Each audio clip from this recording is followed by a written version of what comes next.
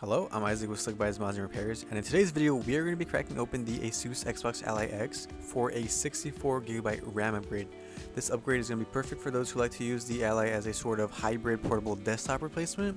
So if you'd like to get this upgrade done to your device, feel free to shoot me a message from my website, which is going to be linked in the description down below. And with all of that being said, let's start the process by removing the backplate and extracting the motherboard.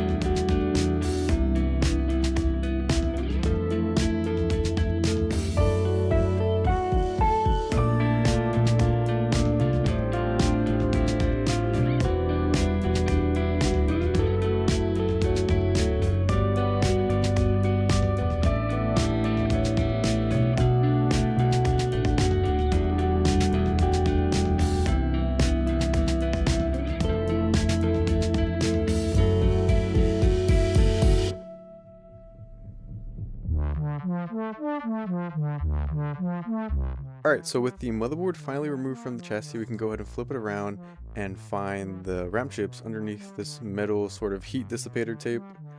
The stock chips are going to be 6GB 8533MHz Micron chips.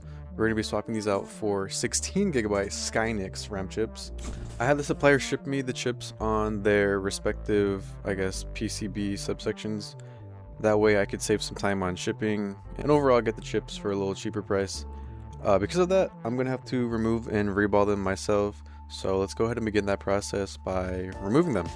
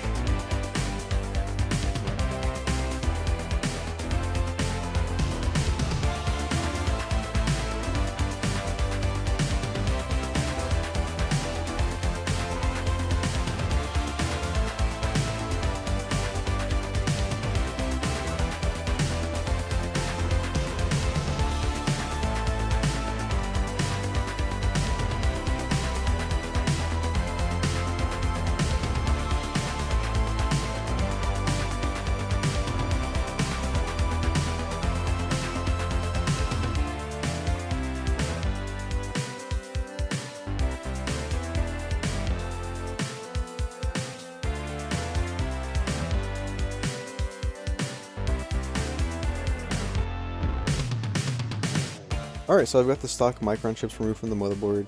I've got the higher density Skynix RAM chips installed. Now all we gotta do is dump the BIOS, make our edits, and then hopefully we have a booting 64GB 8000Mhz Xbox LAX. I've got the BIOS here dumped. This was done via a USB programmer. I used the CH341A. We're going to be using the APCB dumped by E1000 over on the handheld mods Discord server.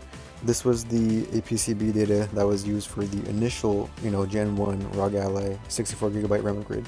And yeah, we can use the same edits for this 64GB RAM upgrade because both APCBs follow JEDEC standards. So.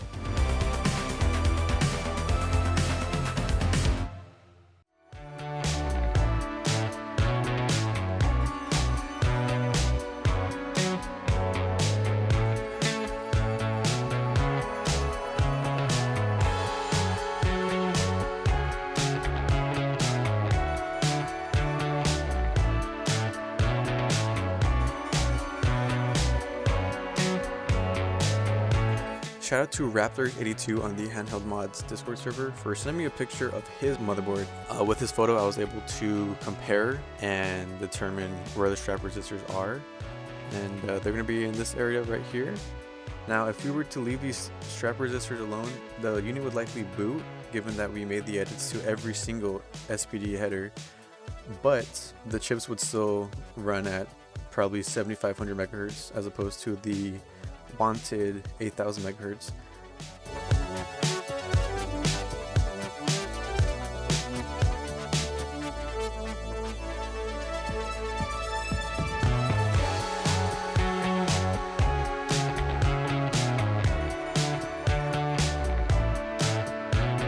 Okay, so although the Republic of Gooners logo is showing, this doesn't necessarily mean we're going to have a booting device.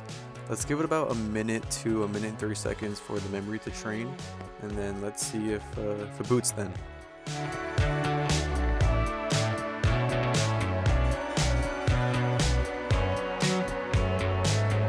There you have it. We have a booting system. We are in the Windows main screen. Let's go ahead and open Task Manager and see if we have the full RAM recognition as well as the correct 8000 megahertz RAM speed. Great. There you have it. We are going to call this a success. Now, if you want to get this upgrade done to your device, I offer them on laptops, GPUs, obviously gaming handhelds. You can go ahead and message me through my website, which is going to be linked in the description down below. And with that all being said and done, this has been Isaac with SlickBuys Mods and Repairs, and I thank you for watching.